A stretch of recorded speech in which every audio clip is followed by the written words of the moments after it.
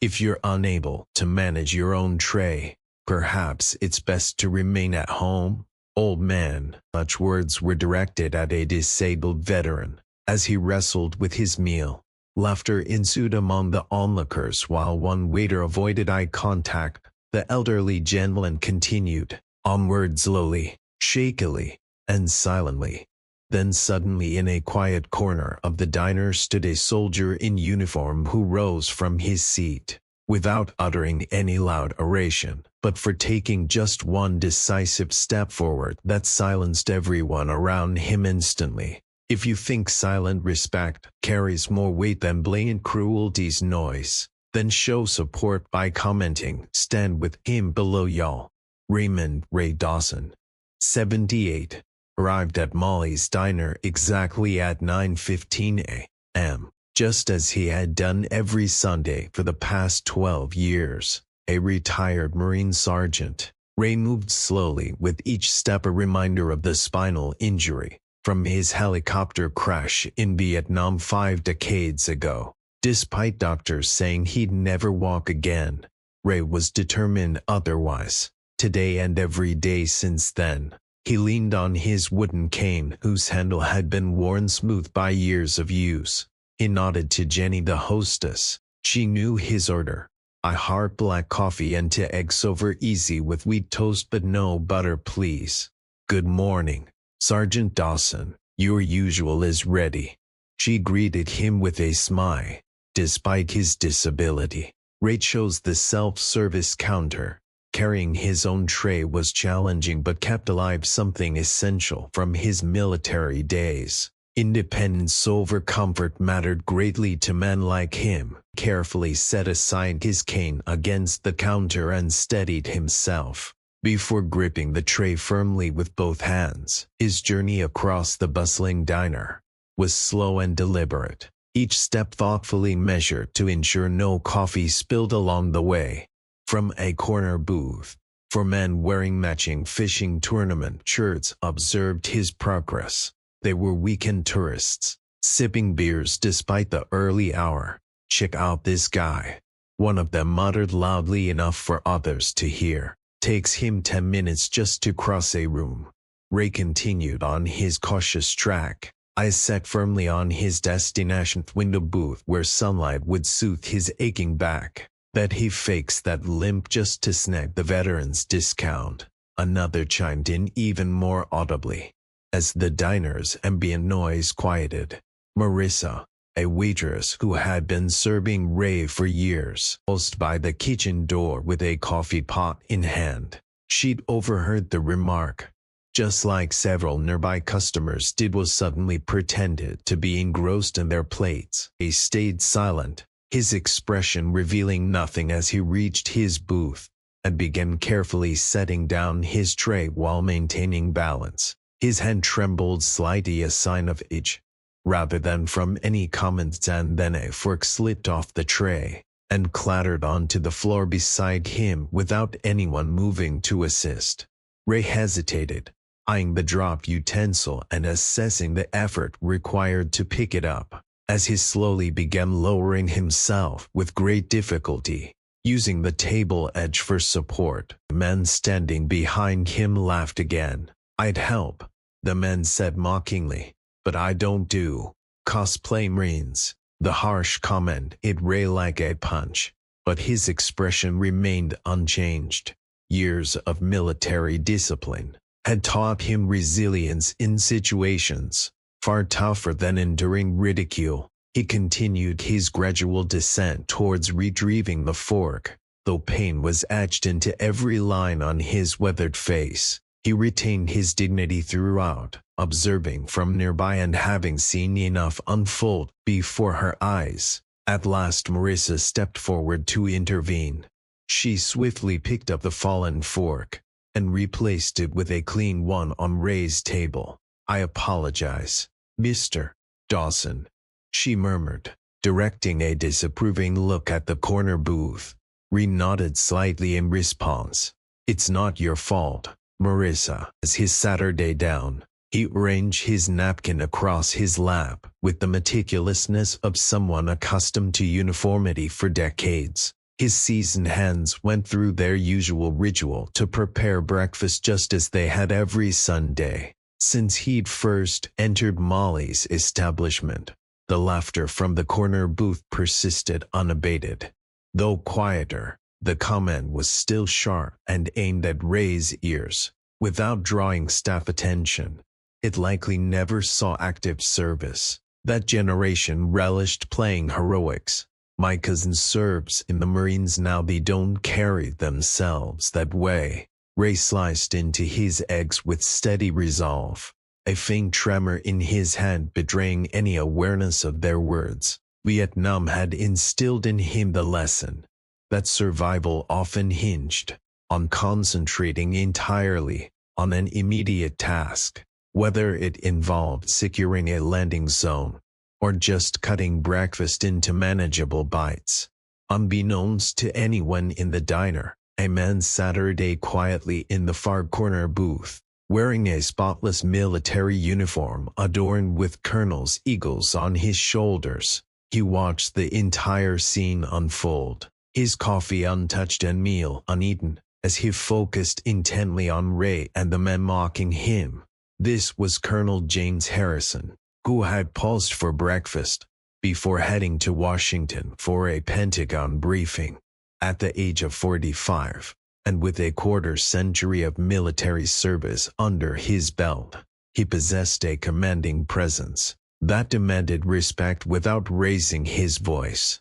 He spotted Ray right away. Experienced soldiers have a way of recognizing one another across different generations. As tensions rose during the unfolding scene, each snide remark caused him to clench his jaw tighter in response. When the fork dropped and nobody offered assistance, there was an unmistakable change in his expression. Had reached some internal decision. Eventually, someone sitting at the corner booth caught sight of just how steadily he was staring. Maybe bolstered by his friends of the morning beer, he shouted out, "Hey there, Colonel Sanders, are you going to back him up? Or is that uniform just for show?" Conversations dwindled as tensions heightened.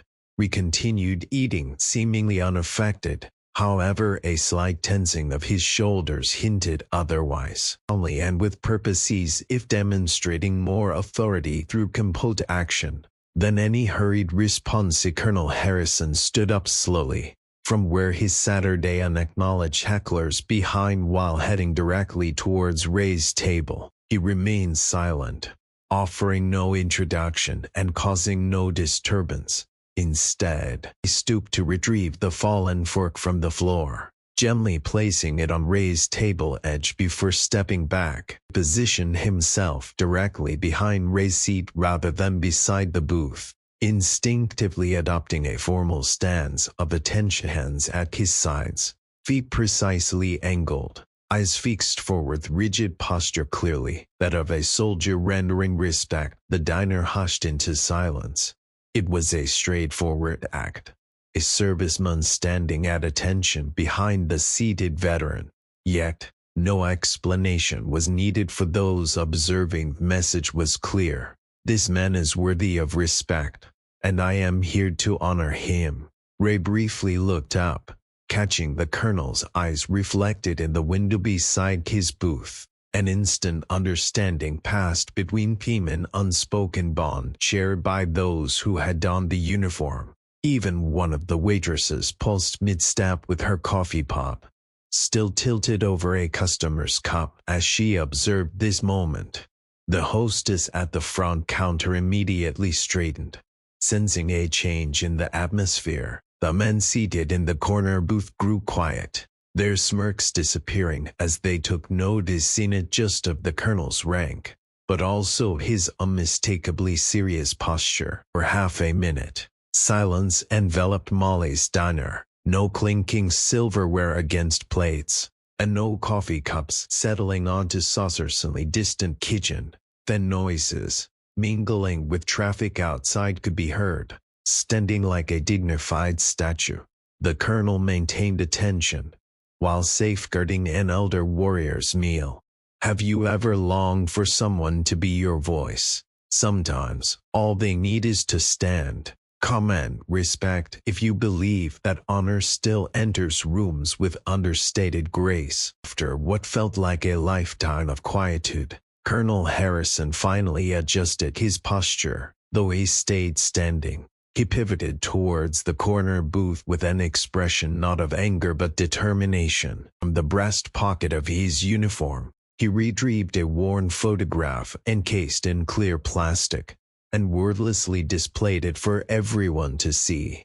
The aged photograph had yellowed over the years, capturing a youthful Ray Dawson in combat fatigues, as he led a group of Marines through thick jungle terrain. His face bore streaks of mud and possibly blood, yet his expression revealed the same quiet determination that defined him to this day. Cradled in his arms was an injured soldier, breaking the silence in the diner with undeniable clarity. The colonel finally spoke. He carried me out from a blazing convoy near Da Nang back in 1970 to 3 miles through enemy territory even while wounded himself by taking on Bullied. He lowered the photograph slightly, locking eyes with the man who had been mocking me. Sergeant Dawson is why I'm alive today. The reason I could start a family and wear this rank. Meanwhile, we focused on his plate, though his hand paused over his fork. This story wasn't one he'd shared at Molly, isn't it, out of modesty, but because some memories are best left in the past. One heckler squirmed uneasily in his seat. We didn't know, he stammered awkwardly. You never asked, replied the colonel calmly. There was no accusation in his tone, only a calm certainty. He turned to Marissa, who stood immobile with her coffee pot. I want to pay for Sergeant Dawson's meal today. Then he raised his voice slightly, so that the whole staff could hear him, and added, I'd also like everyone here to know that this diner is now dedicated in honor of Sergeant Dawson, at least as far as the United States Marine Corps goes. From the rear of the diner, a door opened and Michael Mulley, the owner, whose name graced the establishment, stepped out from his office. The older man's demeanor implied he had been observing the situation via the security monitors in the back. As he approached Ray's table, he stated, I saw everything. Addressing Sergeant Dawson directly, he continued, I'd like to ask your permission for something. We finally looked up with his weathered face betraying none of his thoughts. Molly motioned toward the window seat, where we had dined every Sunday for over 10 years, and proposed officially naming it after him. If that's all right with you, Sergeant.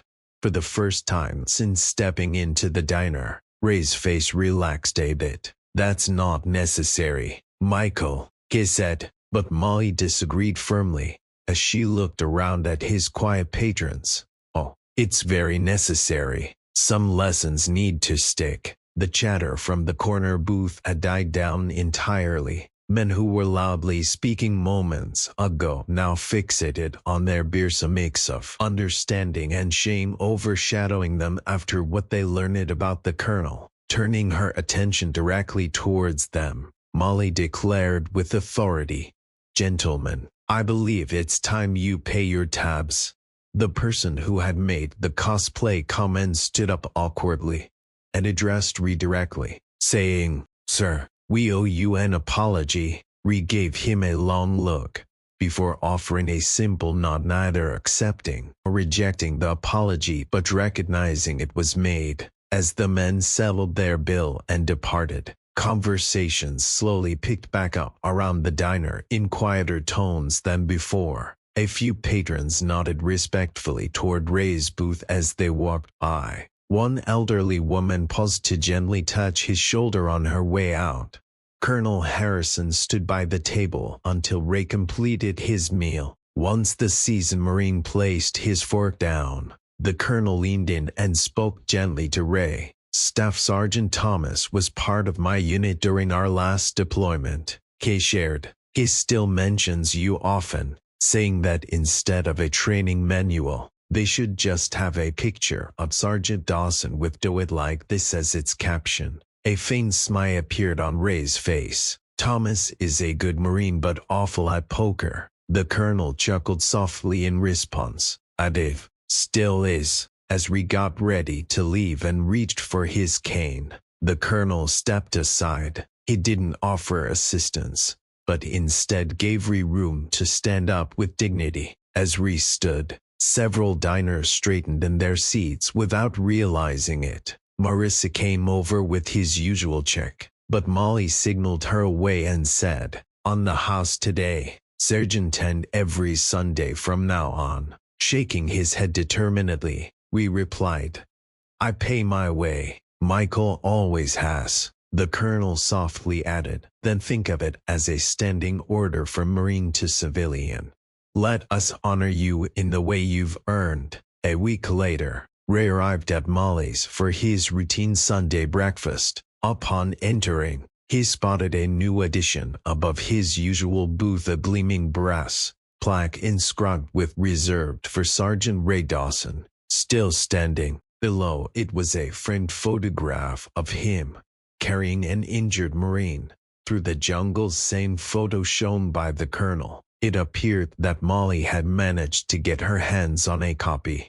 As Ray headed to his seat, he spotted the same group of men from last Sunday at a table near the counter. Upon seeing him, they stood up, not in mockery but with sincere remorse. The one who had been most outspoken stepped forward timidly and said, "Sergeant Dawson, we're here to make a proper apology for our unforgivable actions." Ray glanced over them briefly. Wearing fishing tournament shirts and baseball caps, they seemed younger, no far less intimidating than their attempted intimidation just a week ago.